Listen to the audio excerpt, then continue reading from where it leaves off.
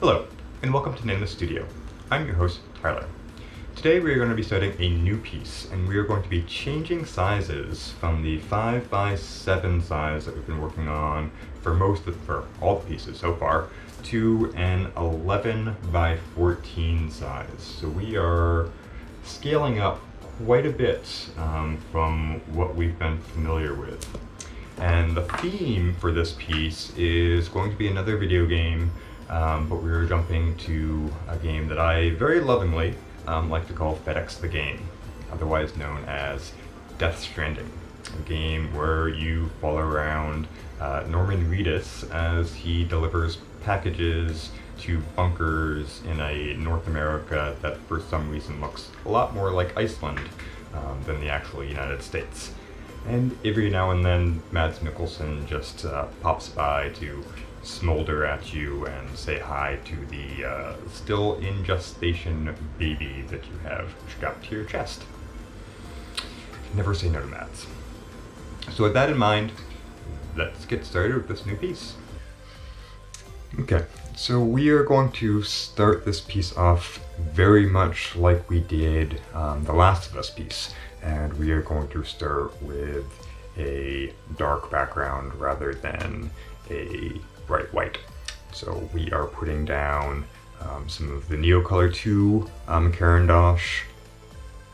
pastels, which are water soluble. So that we put down as a base, and then I give it a nice wash over top to spread it out for one, but also to take away any of those pastel marks. We want this to read fairly worn in and soft, very much like the Last of Us piece, but we are making this one a bit lighter, but we still want it to read as more of a gray tone. We want it to be a darker toned background than anything else. So we are going to take a few washes over top of this just to get everything sort of nice and balanced out with this tonation.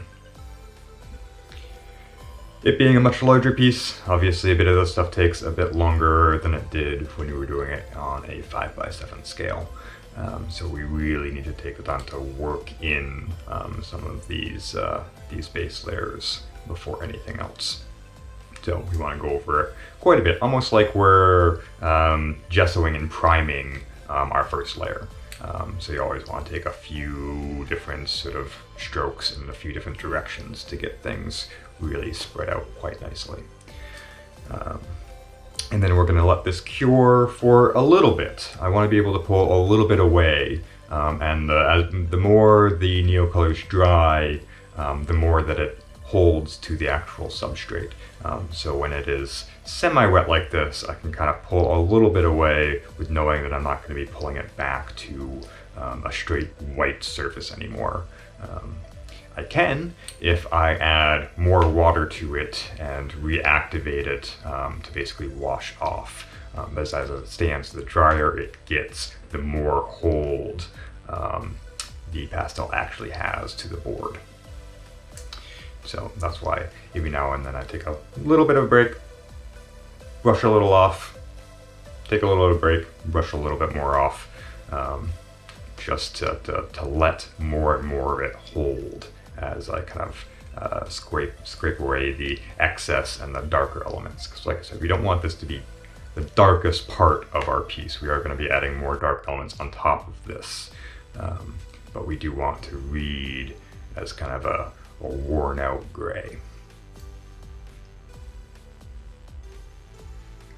So we're pretty much there. I'm gonna give it a nice rub at this point because everything is really pretty much attached as much as I want it to. So I can really give it a nice hard scrub right now and know that it's still gonna maintain most of that grayness. I'm really just pulling away some of the heavier, darker spots at that point. And so as you see, it's nice, smooth, it's dried at this point, but nice and stained gray. And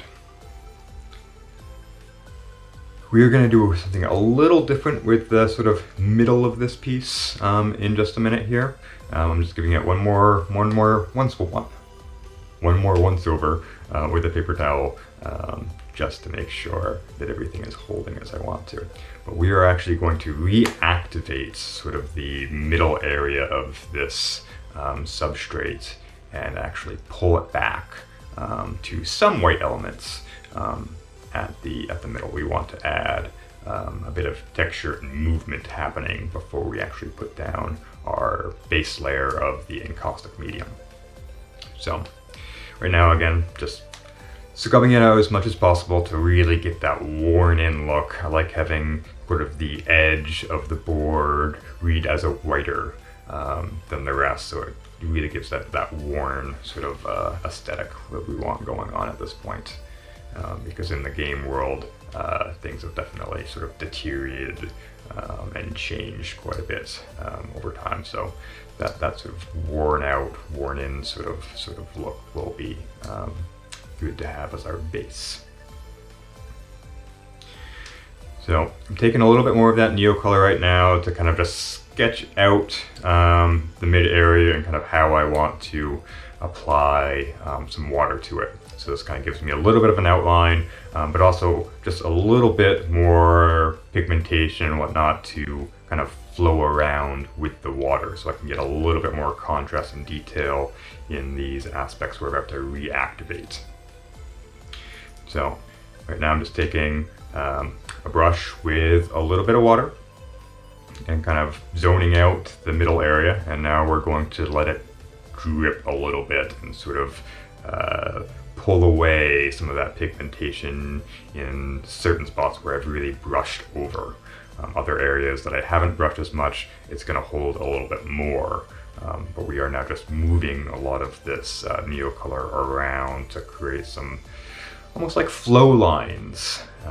We definitely want some sort of effect of almost rain-like sort of features towards the middle of this. Does some streaking, some bubbling, those sort of aspects. And so that's what we're going to see here with just a little bit of this. So at this point, I've let that mostly dry, although the very middle of it at this point is actually still just a little wet. So when I apply this encaustic medium over top of it, it is going to pull some of that kind of with it. So I'm doing this intentionally. I do know that it is not fully dry, so that when I make this mark here, it pulls that bit down and really gives that sort of rain effect that I'm looking, and just pulls that pigmentation across that layer. And the rest of it was very dry, so that's why you're not seeing a whole lot of movement throughout the rest of it.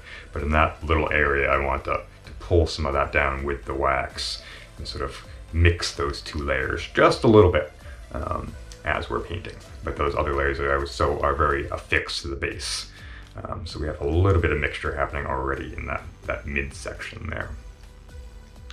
So we're going to do a thin layer of the encaustic medium over top of this, even though it's a larger piece. I want to be able to work on a lot of light layers because it's a much bigger piece than what we've done before. It's definitely going to have a lot more layering, but you have to be it's a lot more kind of figuring out exactly where you want your layers to be.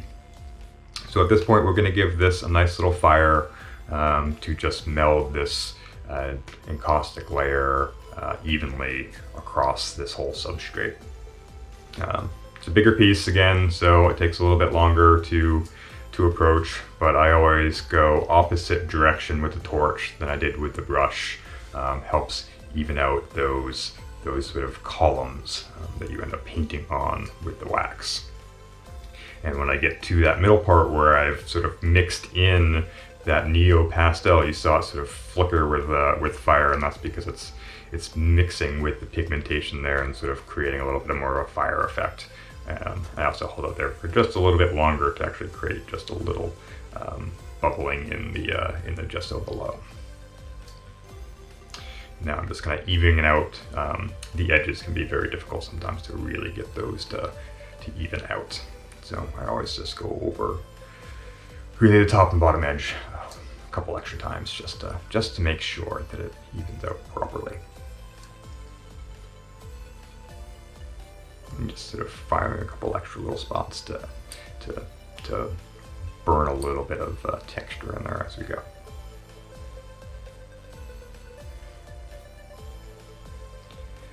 Now we're going to be adding just a very, very, very base layer with a little bit of intense carbon black, encaustic, and a little bit of titanium white as well. Once this base layer itself fully dries. So we're adding just a little bit of black around the edges to sort of give it a little bit of a vignetting sort of appearance, because we definitely want this one to feel like we're coming into a little bit of a not a cave per se, but we're getting encroached upon overall when we finish up with this piece. So we just want it to feel like we're definitely getting into something here. So we don't want it to fan out with the gray. We want the gray, the middle part of this to be the lightest bit, and as we get further out to the edges, feeling a bit darker. And then we're going to add just a little bit of black to the bottom here that we're going to then fan out with a little bit of white. Again, these are very preliminary layers that we're more than anything else just trying to get some pockets of texture and mixing of a couple of these tones to create some very interesting effects that we'll layer on top of to sort of morph into a bit of a landscape or a theme that way. So now that we've put the black down, we're going to put a little bit of titanium white down to sort of structure out exactly what our composition is going to be. Just little bits. And this, I'm adding just a little bit of encaustic medium to thin it out, mostly to add a little bit of fluidity to the brush strokes, but overall I do want these to be short little marks, so I'm not adding much. And that's also why I wanted the substrate to be cool when I put the paint on top of it, because that gives you much shorter strokes. When you work hot on hot, or warm on warm, rather, you get much stronger and longer brush strokes that way. And so now we're going to take a little bit of a torch to this little bit of a layer.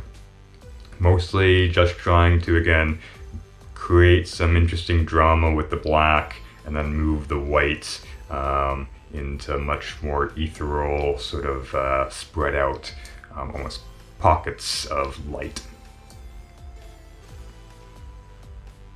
So I'm really just taking very quick little sort of licks with the torch. I don't want to move really any of the other base layer wax. I really just want to move that top layer, and I want to move it very meticulously.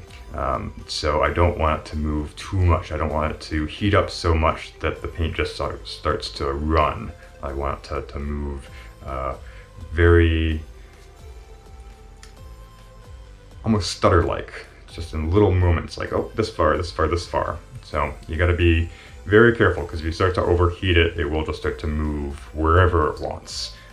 The less heat you take to it, the more control you have over where the paint will go as you're sort of heating it. You know, see these just sort of light little licks I'm doing just to move it ever so slightly here and there. And now I'm going out to the white.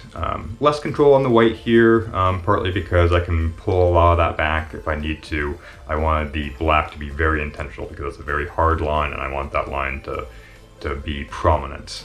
The white, we're going to cover a bit of that with other elements, so I'm not as picky to sort of how these morph out, but I do want them to have a certain feel to them, that they're starting to stretch and almost, again, kind of get that sort of rain-like sort of lines in the actual wax when we're all said and done. So, for more than anything else, the white, we're just trying to really fan it out and create as much transparency and texture we can with it, without it completely just evaporating. Just little licks in the middle here because I don't want to affect too much of the outside stuff. just minorly push this little bit of white in the middle here. Everything else is looking exactly where I want it to be.